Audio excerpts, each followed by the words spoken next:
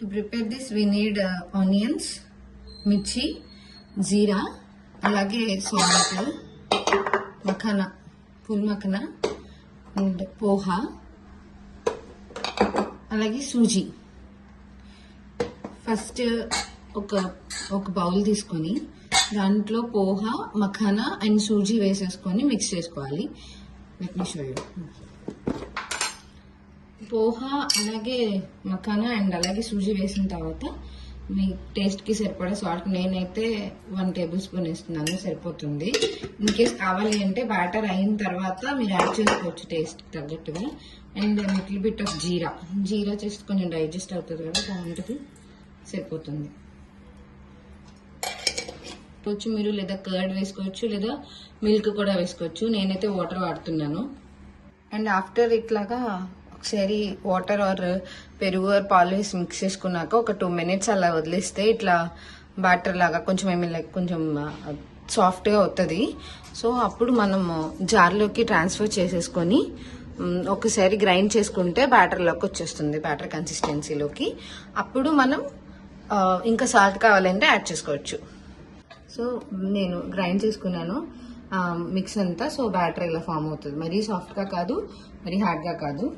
So ఇది మళ్ళీ బౌల్లో ట్రాన్స్ఫర్ చేసేసుకొని ఇంక మనం పెనం మీద దోసెస్ లాగా లైక్ ఉత్తప్పం లాగా వేసేసుకోవచ్చు. ఆన్ చేసి కొంచెం ఆయిల్ వేసుకోండి. Oil are ghee are butter, your wish. నేను ఆయిల్ వేసాను, లైక్ మొత్తం బాండీ అంతా కొంచెం స్ప్రెడ్ చేశాను, ఎందుకంటే ఉత్తప్పం చిన్న సైజులో వేస్తాము. సో ఒక 2-3 పడతాయి కాబట్టి వాటన్నిటికీ సరిపోయేలా ఆయిల్ నేను స్ప్రెడ్ చేసి పెట్టాను. మీరు కూడా అలాగే గీ ఆర్ బటర్ వేసుకుని స్ప్రెడ్ చేసుకోండి.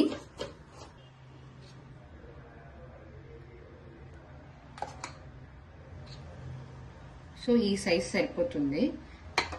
సో నాకున్న ప్యానెల్లో 2 సరిపోతాయి అనుకుంటా. సో కొంచెం 2 సరిపడా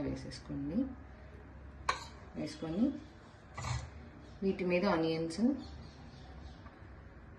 అలాగే చిల్లీ, మీరు కావాలంటే క్యాప్సికమ్ కూడా యాడ్ చేసుకోవచ్చు. క్యాప్సికమ్, టొమాటో, క్యారెట్ కొంచెం బాగా తురిమేసి అవి గ్రేట్ చేసి వేసుకోవచ్చు.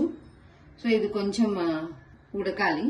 సో అప్పటి వరకు లిడ్ క్లోజ్ చేసేసి కొంచెం లాస్ట్లో ఒక 2 minutes ఉడికిపోతుంది అన్నప్పుడు కొంచెం చీజ్ పైన యాడ్ చేసుకుంటే టేస్ట్ చాలా బాగుంటుంది.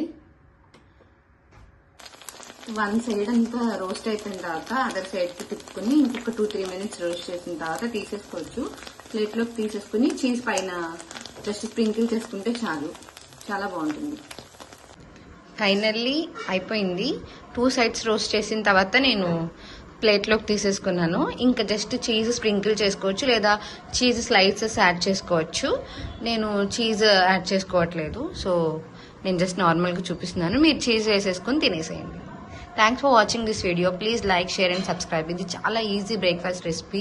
అండ్ దెన్ మఖానా, పోహా, సూజీ ఇవన్నీ హెల్త్కి మంచివే కాబట్టి ఎటువంటి ఇబ్బంది ఉండదు. కిడ్స్ అయితే చాలా ఇష్టంగా తింటారు. మీరు ఈ సైజులో అయినా చేసుకోవచ్చు లేదా నార్మల్గా దోశ ఉత్తప్పం కొంచెం పెద్దగా వేస్తాం కదా, అలా అయినా వేసుకోవచ్చు. Your wish. Must try. మీరు ట్రై చేసిన తర్వాత ఎలా ఉందో కమెంట్ చేయండి. Thank you.